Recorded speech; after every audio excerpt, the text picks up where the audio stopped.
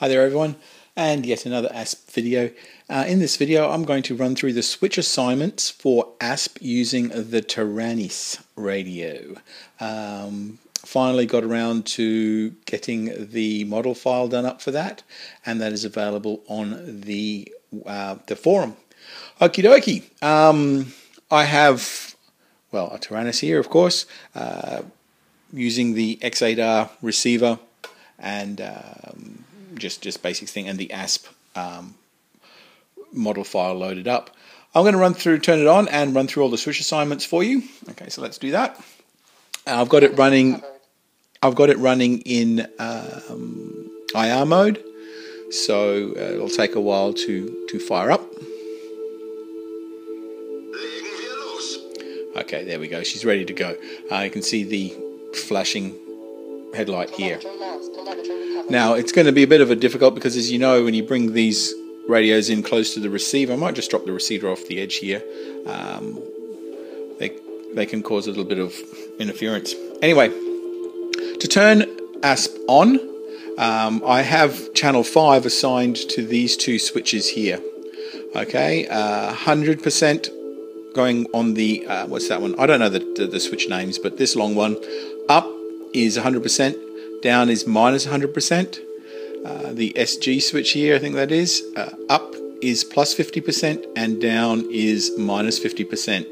So you need to start off with all the switches in the neutral position, and these only two back switches here at the back, because they're only two position switches.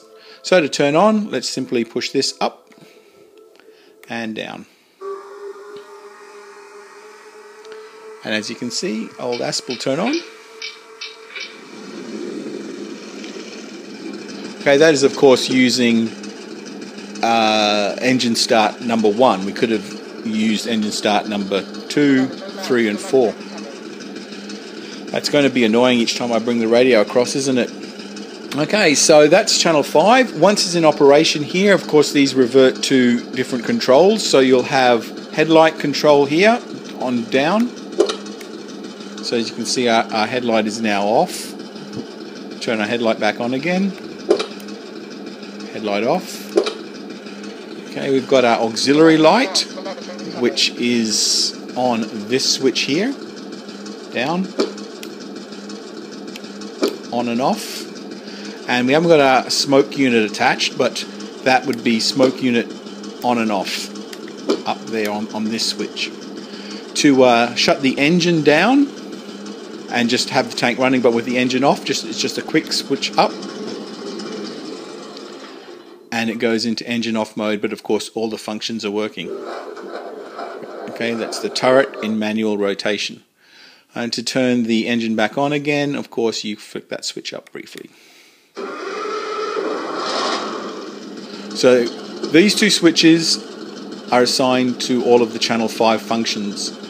Your cannon, to fire a normal round, is that switch, and if you can see, the recoil servo has fallen over. I'll just pop him back up if I can. Fire the cannon. Now because this is not a momentary switch, you have to flick that up and back. So there's firing our normal round with our cannon.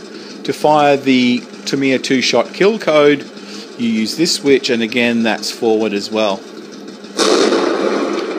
Okay, so cannon are on these two switches. Normal round, Tamiya 2-shot kill round. Our machine guns are back to these switches. Machine gun 1 and machine gun 2 on this switch here. Okay, so that takes care of all of channel 7, our weapons. Normal cannon, 2-shot kill, machine gun 1, machine gun 2, both bringing those switches forward. Volume control is done by this pot here.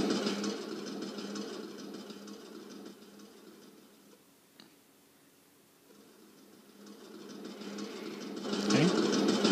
So you've got volume control on this pot. Just turn it down.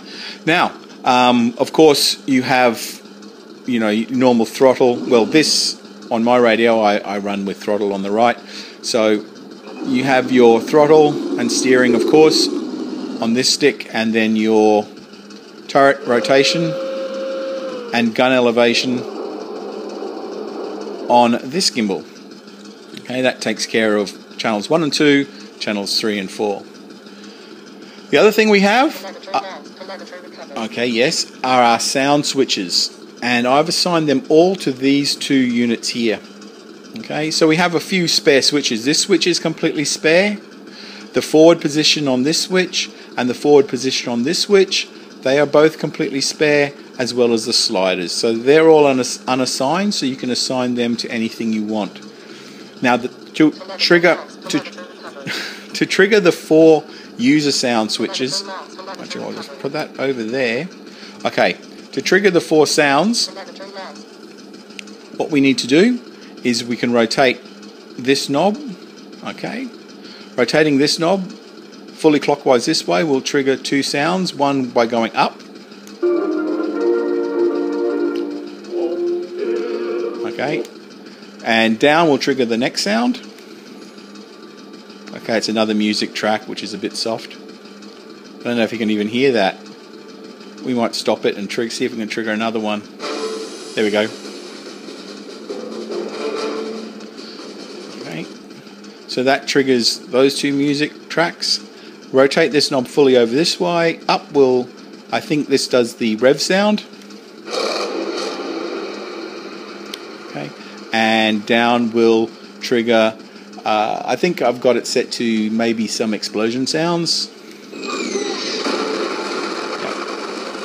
Okay, so that's how you can trigger your basic 4, it's a loud explosion sound,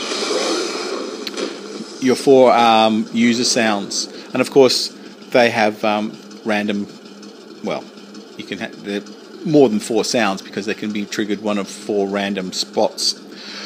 So that is the basic setup for your Taranis radio using the Taranis file that's available on the forum there. I've also, if you notice down here, okay, we have the, see how channel 8 is moving? That is so you can connect an elevation servo directly to channel 8. And because the Taranis is such a good radio, I have then doubled up.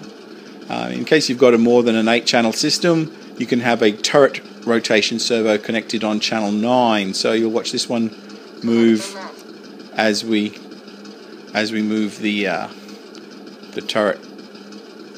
Okay, so that is the switch setup for the Taranis. Thanks for that, and of course to turn off, just a long switch up on this switch here. Oh, of course, because we've got, there we go. It won't work until we've got the telemetry recovered. Let's see.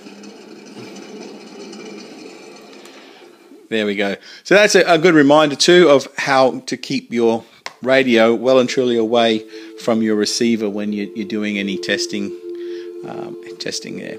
Okay, thanks for that.